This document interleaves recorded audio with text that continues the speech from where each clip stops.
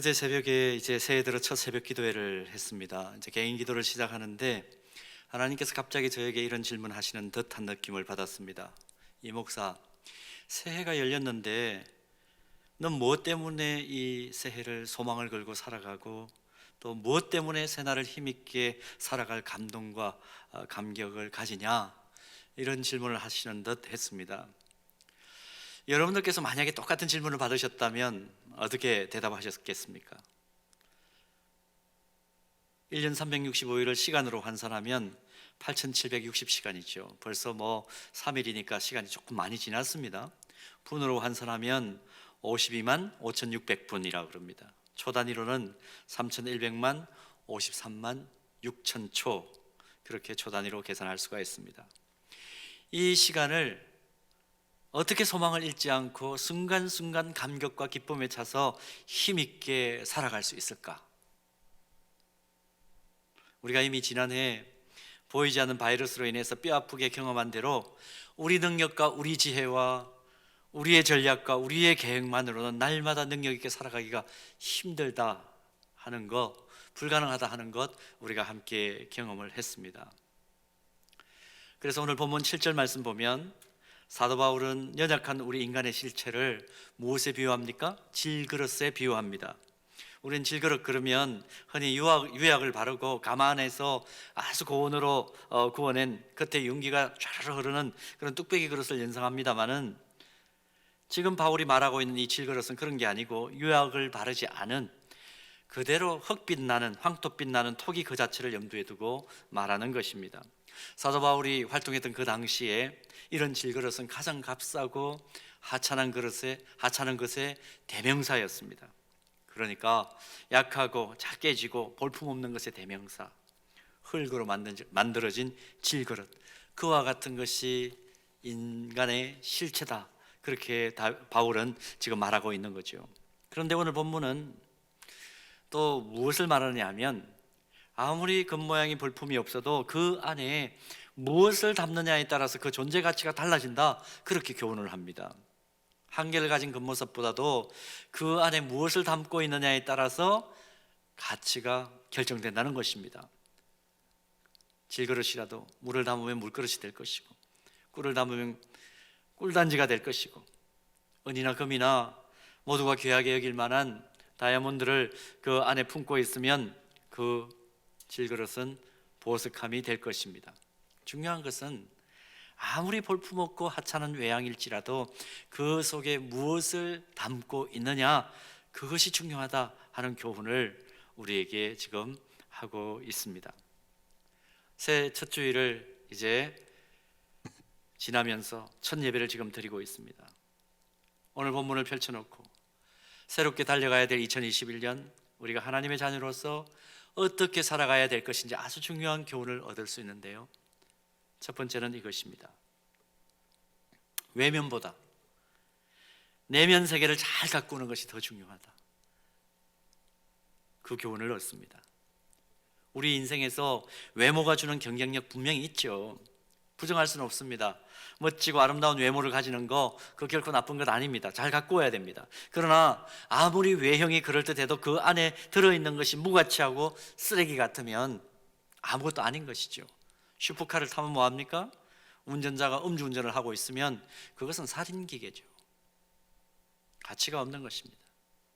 내면 세계가 중요하다. 우리의 내면 세계를 보통 마음이라 그렇게 봅니다. 이 마음이 얼마나 중요한가, 세상도 이렇게 표현합니다. 모든 것이 우리 내면에 마음먹기에 달려있다, 그렇게 표현을 합니다. 성경의 지혜에 쓰인 잠언을 한번 볼까요? 잠언도 보면 우리가 살아가는 생명의 원천이 어디에 있느냐 하면 마음에 달려있다, 이렇게 표현을 합니다. 잠언 4장 23절 말씀 한번 보십시오. 모든 지킬 만한 것 중에 더욱 내 마음을 지키라. 생명의 근원이 어디에서 남이라? 마음에서 난다, 교훈하고 있죠. 성경 전체 속에서 이 인간의 내면인 마음은 우리가 살아가는 순간순간마다 우리의 지성과 감정과 의지를 종합해서 결정하고 판단하는 역할을 하죠. 우리 삶 속에 나타나는 모든 말과 행동들 어디서부터 출발합니까? 마음에서 출발합니다. 크고 중요한 일을 결정하는 것도, 아주 사소하게 먹고 마시는 것까지 결정하는 것도, 좋아하는 것, 싫어하는 것, 호불호도, 무엇인가를 행해야 되고 포기하는 것까지도 모든 것이 마음이 먼저 움직여야 된다는 것 우리가 잘 압니다. 그러므로 마음을 지키고 그 마음 그릇에 무엇을 담는가 하는 것은 너무너무 중요한 사실이죠. 2002년도에 노벨상 수상자가 발표되었을 때 전 세계가 의아해하기도 하고 깜짝 놀란 일이 있습니다. 노벨 경제학상 수상자가 경제학자가 아니었던 겁니다. 엉뚱하게 심리학자였어요. 미국 프린스턴 대학교 교수인 데니얼 카너먼이라는 심리학자가 노벨 경제학상을 받았습니다.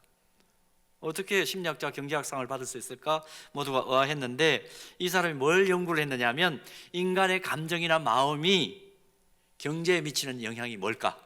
그걸 연구하고 원칙을 발견한 것입니다. 사람의 마음이 경제를 움직이고 마음이 비즈니스 방향을 결정한다. 그 원칙을 발견한 것이죠. 이후에 전 세계는 어떤 영역에서든지 성공하려면 인간의 마음을 잘 읽어내야 된다. 그런 방향으로 급선해야죠. 물질 세계에만 관심을 가졌던 세상이 마음의 세계로 대전환을 합니다. 패러다임 시프트를 일으킵니다. 외면적이고 물질의 충족만으로는 더 이상 사람은 만족하는 존재가 아니다 하는 것을 제대로 원리적으로 발견을 한 것입니다.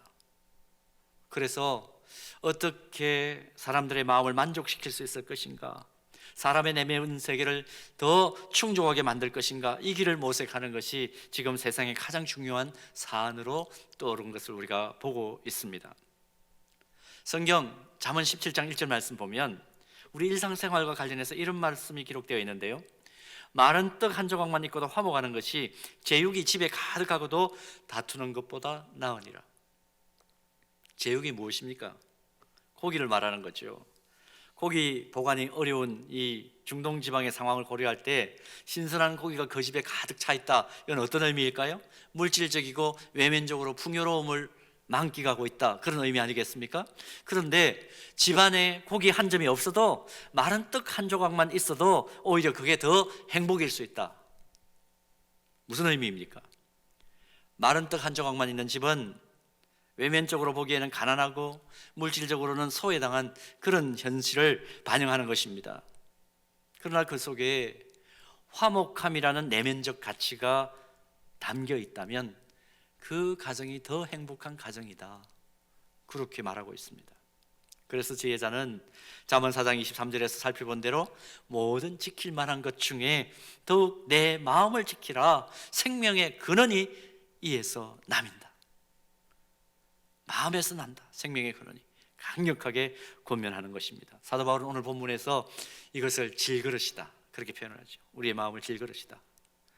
외형적이고 보이는 것의 아름다움보다는 이 내면 세계에 정돈된 질서, 이 질그릇이라 할지라도 그 내면 세계가 질서정연하게 정돈되어 있으면, 잘 정돈되어 있으면 정말 새로운 날들을 힘있게 감격적으로 살아갈 수 있다 하는 것이죠.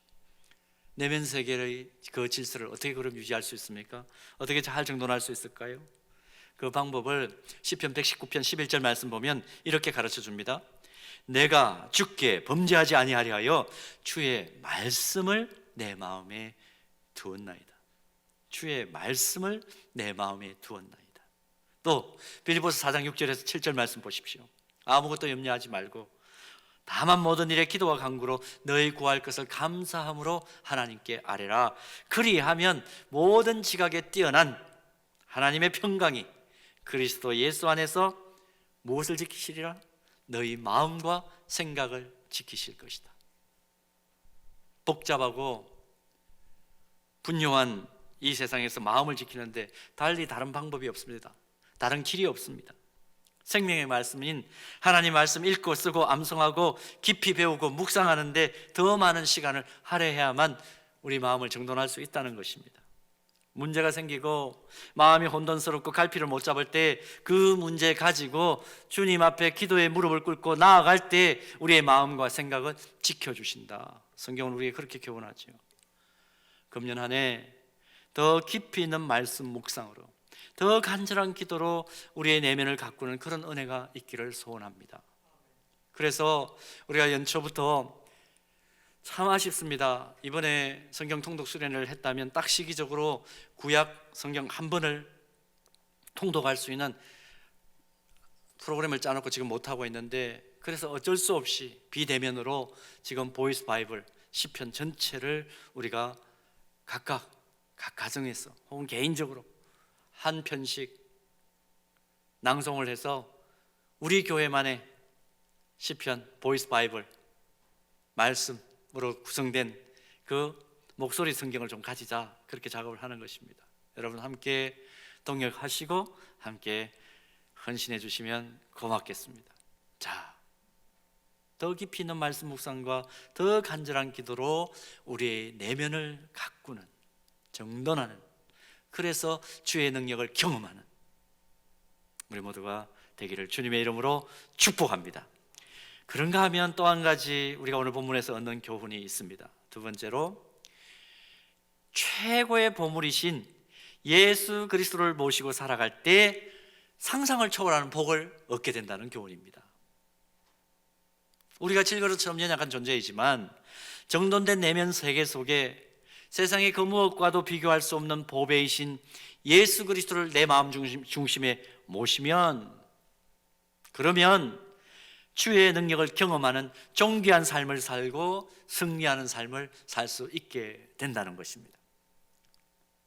최고의 보배이신 주님이 내 마음 중심에 있다는 것은 자칫 잘못하면 무슨 신비 체험을 해야 주님이 내 마음속에 계시는구나, 아주 극적이고 드라마틱한 체험을 해야 되는구나, 그런 것만을 의미하는 것 아닙니다. 주님이 내 마음속에 왕으로 계시다는 것은 이런 의미예요. 일상을 살아가는데 우리가 말씀을 읽고 말씀을 듣고 쓰고 암송하고 또 배우고 묵상하지요. 근데 그 과정 속에서 말씀의 깊이가 깨달아지는 겁니다. 이 말씀이 이런 뜻이었구나. 옛날에는 깨달아지지 않았는데 그게 깨달아지기를 시작하는 겁니다. 찬양을 합니다. 찬양을 하는데 자신도 모르게 그 찬양 때문에 가슴이 뜨거워지고 그 찬양 가운데 눈물이 막 흐릅니다. 그런 경험 있으시죠? 기도하기 위해서 눈을 감고 두 손을 모았는데 자신이 얼마나 하나님께서 세워놓으신 그 기준에 어긋난 자리에 멀리 떨어져 있는가, 그게 깨달아지는 거예요. 그래서 기도하는 가운데 회개가 터져 나옵니다. 하나님, 가만히 생각해 보니까 제가 지금 하나님이 세워놓으신 그 기준의 다림줄에 너무 멀리 떨어져 나와 있습니다. 다시 돌아가고 싶습니다. 은혜를 주세요. 능력을 주세요. 길을 열어주세요. 그 마음 중심에 그런 생각이 일어나고 실제적으로 그렇게 움직이기 시작한다면 그 사람은 그 마음 중심에 예수님이 왕으로 좌정하고 계신 거예요. 뭐 극적인 체험만이 아닙니다.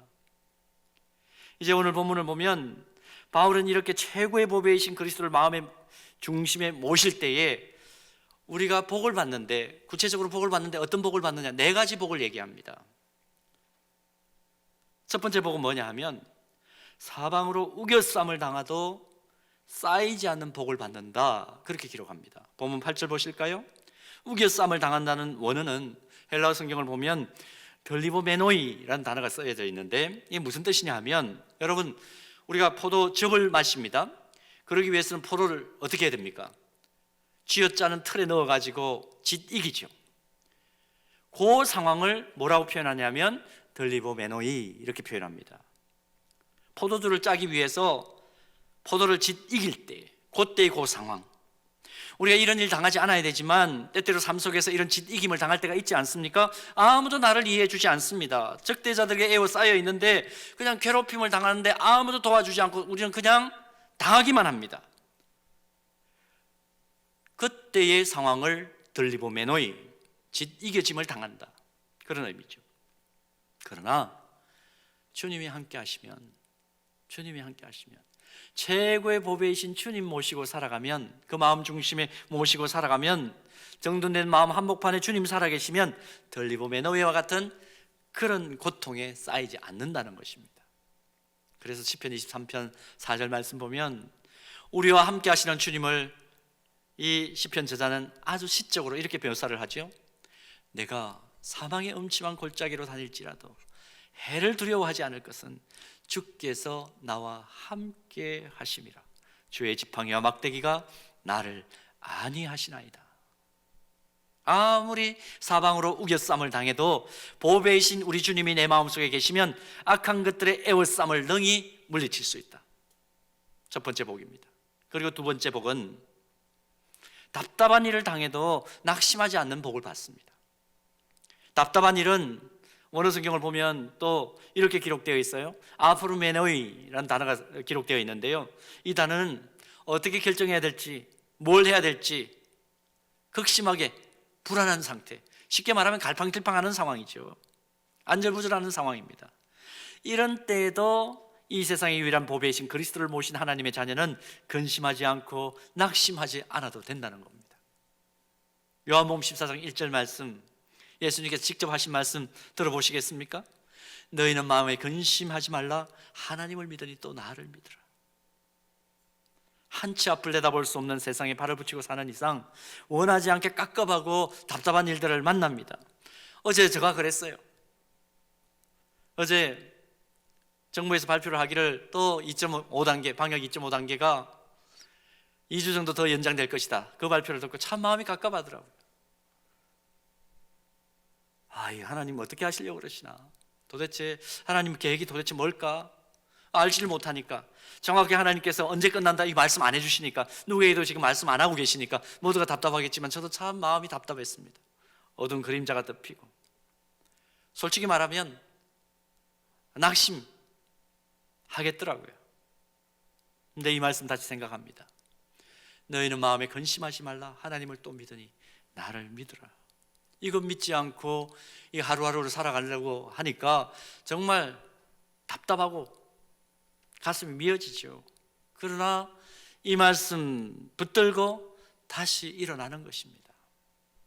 답답한 일을 당해도 낙심하지 않을 거야. 하나님께서 모든 것들을 닫아 놓으신 것 같지만, 그러나 내가 영안이 아직 열려지지 못해서 보지 못하고 있지만 하나님께서는 분명히 또 다른 형통의 문을 열어 놓으신 것을 함께 좀 바라보았으면 좋겠다, 그 생각하고 마음의 장막을 걷어내었습니다. 예수 그리스도를 제대로 믿는 사람 어떤 사람일까? 여러 가지로 얘기할 수 있습니다. 그런데 현실적으로 얘기하면 이런 것 아닐까? 저는 요즘 그렇게 생각합니다. 예수 믿는 사람들 어떤 사람인가? 아무리 답답해도 한숨 쉬지 않는 사람. 한숨 쉬지 않는 사람. 한숨 쉬지 않고 언제나 하나님은 또 다른 길을 예비하고 계시는 하나님이시다. 하나님께서 궁극적으로 형통함으로 우리를 인도하실 것이다. 나보다 나를 더 사랑하시고 나보다 더 교회를 사랑하시는 하나님께서 이 답답한 상황을 궁극적으로 해결하실 것이다. 그 믿음 없이는 요즘 사실은 살아가기가 힘들어요. 목회자들 정말 요즘 많이 우울증 걸렸다라고 이야기합니다. 힘들어요. 분명히 기억하십시다.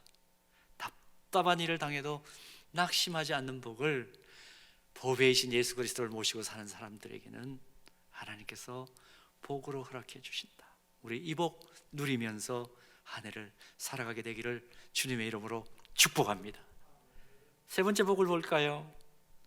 예수 그리스도라는 보물이 내 안에 있으면 박해를 받아도 버림받지 않는다. 그렇게 성경은 기록하고 있습니다. 본문 9절 보십시오. 성경은 우리가 주님을 믿을 때 믿음 생활을 하더라도 세상에서 계속 호흡을 하고 있는 이상은 박해와 환난과 핍박이 늘 있다, 그렇게 성경은 우리에게 기록해 주고 있죠. 사도 베드로가 기록한 베드로전서 4장 12절 말씀 보면 이렇게 기록되어 있습니다. 사랑하는 자들아, 너희를 연단하려고 오는 불시험을 이상한 일 당하는 것 같이 이상히 여기지 말라. 무슨 말입니까? 믿음으로 사는 자에게는 박해도 있고 핍박도 있고 환난도 있는 거, 그거 당연시 여기라는 것입니다. 무슨 의미입니까? 전진하는 배에만 파도가 들이칩니다. 그런데 이 배가 항구에 정박만 해 있으려고 만들어진 건 분명히 아니죠. 어딘가를 가기 위해서 만들어진 것입니다. 어딘가를 간다라는 것은, 전진한다는 것은 그 앞에 파도가 가로막고 있다는 것을 충분히 예견해야 됩니다. 그게 또 현실이죠. 여러분, 이 세상은 어떤 세상입니까? 흉흉한 바다와 같다, 그런 표현을 찬송을 통해서 우리가 자주 노래합니다. 사단이 여전히 우는 사자처럼 활동하는 세속문화가 있는, 세속문화가 살아있는 그런 상황이 우리가 사는 세상입니다. 그러니 어떻습니까? 경건하게 살고자 하면 경건하게 살지 못하도록 마귀가 춤을 추는 거죠. 그리스도의 십자가 때문에 사탄이 이미 그리스도의 발 아래 항복했지만 주님이 다시 오실 때까지 여전히 사탄은 완전하게 굴복하지 않고 야비하게 활동하고 있다. 이건 신학적으로 우리가 많이 얘기했으니까 더 이상 말씀드리지 않겠습니다. 이런 세상 속에 우리가 있기 때문에 그리스도인에게 여전히 박해가 있고 시련이 있다는 겁니다. 주님도 이렇게 말씀하세요. 마가복음 13장 13절 말씀 보면, 또 너희가 내 이름으로 말미암아 모든 사람에게 미움을 받을 것이나 끝까지 견디는 자는 구원을 얻으리라. 구원이 믿는 그 순간 이루어지는 것이지만, 그러나 그 구원을 완성하는 과정들 속에서는 너희들 시련 당할 수밖에 없는 것을 인식하라. 하나님을 부정하는 무신론적이고 경건하지 못한 세상 흐름 속에서 경건하게 살고자 하면 미움도 받고 때로는 박해도 따라올 수 있다는 것입니다. 그러나 중요한 것은 우리 주님이 절대로 우리를 버리지 않으신다는 것이죠. 다니엘서 6장에 기록된 것처럼 다니엘이 사자굴에 들어가는 박해를 받았지만 하나님이 함께 하심으로 다시 살아나는 기적을 체험하는 것처럼 우리 주님이 우리 마음속에 왕으로 자정해 계시는 이상 우리는 결코 버림받지 않기 때문에 어떤 상황에서도 왕따로 사는 것이 아니다라는 것, 이거 기억하며 살아가는 것입니다. 오늘 새해 첫 주부터 우리가 힘을 내어 살 수 있는 것 무엇입니까? 바로 이런 은혜, 이런 은혜.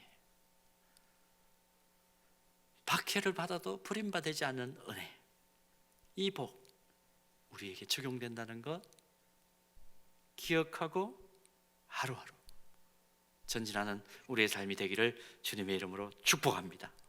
또 한 가지의 복이 있습니다. 네 번째 복, 예수 그리스도를 내 마음속에 모실 때에 거꾸로뜨림을 당해도 결코 망하지 않는 복이 주어집니다. 거꾸로뜨림을 당해서 망한다, 이 표현을 원어 성경 나와 있는 단어를 그대로 그냥 직역을 하면 이런 뜻입니다. 집어 던져져도 박살나지 않는다, 그런 뜻이에요. 의도성을 가지고 저거 깨뜨려 버리겠다, 저거 부시어 버리겠다, 박살내 버리겠다, 그래서 누군가 의도적으로 벽에다가 그냥 콱 던져도 박살나지 않는다는 겁니다.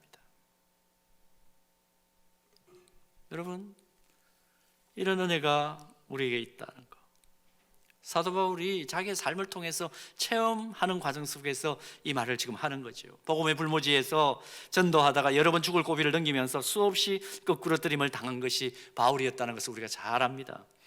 그러나 그럼에도 불구하고 오뚜기처럼 다시 되살아나서 하나님께서 맡기신 소명을 감당하고 낙심하지 않는 소명자로 설 수 있었던 이유가 어디 있었을까요?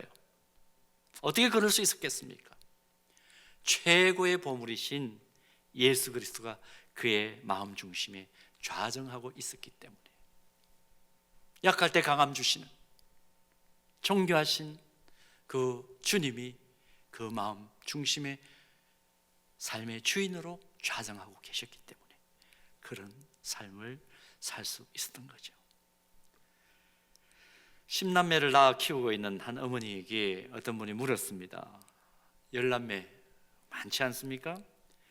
근데 조금 곤란한 질문을 던졌어요. 어머니에게. 아이들 많이 낳아서 키우시는데 그래도 이 10아이들 가운데 가장 사랑하는 아이가 있을 것 같은데 그 아이가 누구냐고 물었습니다. 어머니가 다시 대답을 합니다. 이렇게 대답을 했대요. 저는요, 누굴 제일 사랑하느냐 하면 저 10아이들 가운데 병이 난 아이가 있다면 그 아이가 건강해질 때까지는 그 아이를 제일 사랑합니다. 집에 늦게 돌아오는 아이가 있으면 그 아이가 안전하게 집에 돌아올 때까지 그 아이를 제일 사랑합니다. 마음이 우울하고 얼굴이 어두운 아이가 있으면 그 아이가 활짝 웃을 때까지는 그 아이를 제일 사랑합니다. 사랑하는 여러분, 하나님께서 우리를 어떻게 다루실까요? 세상에 사랑할 사람이 나 하나밖에 없는 것처럼 사랑하시는 하나님이 바로 우리가 믿는 하나님이신 줄 믿습니까? 겉보기에는 질그릇 것 같고 아무것도 아닌 것 같고 모든 것이 연약해 보이고 별 볼 일 없어 보여도 나를 하나밖에 없는 독생자의 가치만큼 사랑하셔서 내 안에 예수 그리스도의 생명의 새 원소를 심어주신 그 하나님, 그 하나님께서 사랑하시는 존재가 바로 나다라는 정체성을 꼭 기억하실 수 있기를 바랍니다. 그래서 우리는 하나님의 고귀한 형상을 단 하나님의 형상이라는 말을 그래서 하는 것입니다. 우리가 하나님을 향한 바른 믿음을 가졌다면 우리는 어떤 정체성을 가지고 있는가? 주님의 능력 안에서 아무 두려움을 가질 필요가 없는 자, 그런 사람이다 하는 것을 우리 꼭 기억하십시다. 요한복음 16장 33절에서 주님이 우리에게 말씀하시는 약속의 말씀 주목해 보시기를 바랍니다. 이것을 너희에게 이르는 것은 너희로 내 안에서 평안을 누리게 하려 함이라. 세상에서는 너희가 환난을 당하나 담대하라. 내가 세상을 이겼노라. 너희가 세상에서 환난을 당하나 담대하라. 내가 세상을 이겼노라. 나의 힘과 나의 능력으로는 될 때도 있고 안 될 때도 있고, 성공할 때도 있고 성공 못할 때도 있고, 승리할 때도 있고 패배할 때도 있고 실패할 때도 있지만 주님의 능력으로는 반드시 이긴다는 것입니다. 그러므로 금년 한 해, 아니 우리가 이 땅에 사는 동안 우리 인생의 가치를 올리는 방법을 잘 기억하십시오. 질그릇 같은 내 인생에 예수 그리스도를 모시면 됩니다. 예수님을 모시면 우리는 멋진 인생 살 수 있어요. 우리 가정이 천국을 미리 경험하는 가정이 되는 길 어디 있습니까? 좀 경제적으로 힘듭니까? 그러나 예수님 우리 가정의 주인 되시면 우리 가정은 천국을 경험하는 가정 될 줄로 믿습니다. 우리 서현교회 하나님께 영광을 더 크게 올려드리고 어두운 세상에서 하나님 살아계심을 보여주는 생명이 넘치는 그런 교회 되는 길 어디에 있습니까? 예수님이 이 교회의 머리이신 것을 인정하고 주님 말씀에 절대 순종하는 교회가 되면, 사람의 소리가 큰 것이 아니라 주님의 말씀에 절대 순종하기로 작정하면 성령의 능력에 사로잡힌 교회 될 줄로 믿습니다. 한국교회 어떻게 새로워질 수 있나요? 어떻게 이 세상을 밝히는 소망의 그루터기로 다시 우뚝 설 수 있나요? 사람의 방법이 아니고 하나님이 주신 말씀과 기준을 따라서 기도하고 사역하면 세상의 모든 악한 것을 방지해낼 수 있는 영적 백신의 사명을 감당할 줄로 믿습니다. 코로나19로 소망을 온 나라가 잃어버린 듯합니다. 전 세계가 요동을 칩니다. 어떻게 다시 힘을 얻을 수 있습니까? 하나님의 공의가 물같이, 정의가 하수같이 하나님의 사랑이 온 영역을 덮으면 가능합니다. 능력의 원천이신 주님 모시면 가능하다.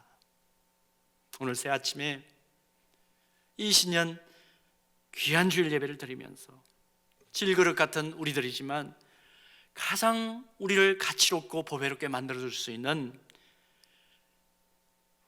영원한 보배이신, 가장 존귀한 보배이신 예수 그리스도가 우리 안에 좌정해 있는지를 점검하는 귀한 주일 되기를 바랍니다. 이 보배로운, 이 가치로운